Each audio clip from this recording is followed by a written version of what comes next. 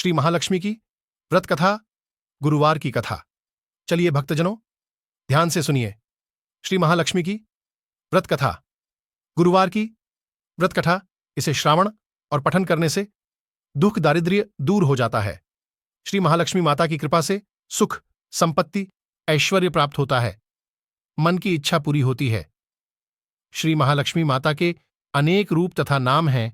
भूतल में वे छाया, शक्ति, तृष्णा, शांति, जाति, लज्जा, श्राद्धा, कांति, वृत्ति, स्मृति, दया, तुष्टि माता, क्षीर सागर में सिंधु कन्या, स्वर्गलोक में महालक्ष्मी, भूलोक में लक्ष्मी, ब्रह्मलोक में सावित्री, ग्वालों में राधिका, वृंदावन में रासेश्वरी, चंदनवन में चंद्रा, चंपकवैन में गिरजा, पद्मवन में पद्मा, मल्टीवन में मालती, कुंदनवन में कुंददंती, केतकी वन में सुशीला, कदम्बवन में कदम्बमाला, राजप्रसाद में राजलक्ष्मी और घर घर में गृहलक्ष्मी इन विभिन्न नामों से पहचानी जाती है।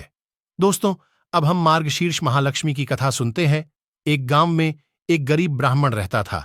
वह नियमित रूप से जगत के पालनहार विष्णु भगवान की आराधना करता था। उसकी पूजा भक्ति से प्रसन्न होकर उसे भगवान श्री विष्णु ने दर्शन दिए और ब्राह्मण से वर मांगने के लिए कहा।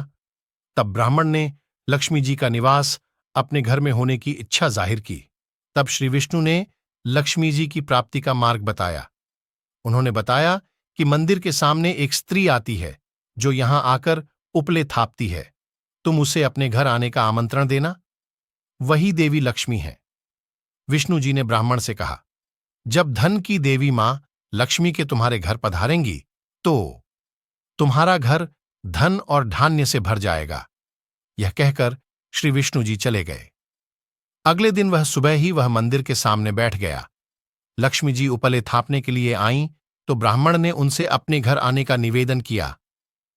ब्राह्मण की बात सुनकर लक्ष्मी जी समझ गईं कि यह सब विष्णु जी के कहने से हुआ है। लक्ष्मी जी ने ब्राह्मण से कहा कि मैं चलूंगी तुम्हारे घर, लेकिन इसके लिए पहले तुम्हें महालक्ष्मी व्रत करना होगा। 16 दिनों तक व्रत करने और 16वें दिन रात्रि को चंद्रमा को अर्घ्य देने से तुम्हारा मनोरथ पूरा होगा। ब्राह्मण ने देवी के कहे अनुसार व्रत और पूजन किया और देवी को उत्तर दिशा की ओर मुंह करके पुकारा। इसके बाद देवी लक्ष्मी ने अपना वचन पूरा किया। मान्यता है कि उसी दिन से इस व्रत की परंपरा शुरू हुई थी। दोस्तों, अब हम मार्गशीर्ष महालक्ष्मी व्रत की पूजा विधि भी जान लेते हैं। यह व्रत पूजा करने से माता महालक्ष्मी प्रसन्न होती है तथा सुख, शांति एवं धन संपत्ति प्राप्त होती है। यह व्रत करने वाले स्त्री तथा पुरुष दोनों मन से स्वस्थ एवं आनंदमय होने चाहिए। इस व्रत को किसी भी महीने के प्रथम गुरुवार से शुरू कर सकते हैं। विधि नियम अनुसार हर गुरुवार को महालक्ष्मी व्रत करे। श्री महालक्ष्मी की व्रत कथा को पढ़े। लगातार 8 गुरुवार को व्रत पालन करने पर अंतिम गुरुवार को समापन करे। वैसे यह व्रत पूजा पूरे वर्ष भर भी कर सकते हैं।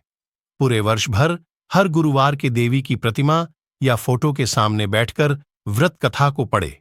शेष गुरुवार के दिन 8 सुहागनों या कुंवारी कन्याओं को आमंत्रित कर उन्हें सम्मंग के साथ पीढ़ा या आसान पर बिठाकर श्री महालक्ष्मी का रूप समझकर हल्दी कुमकुम लगाएं।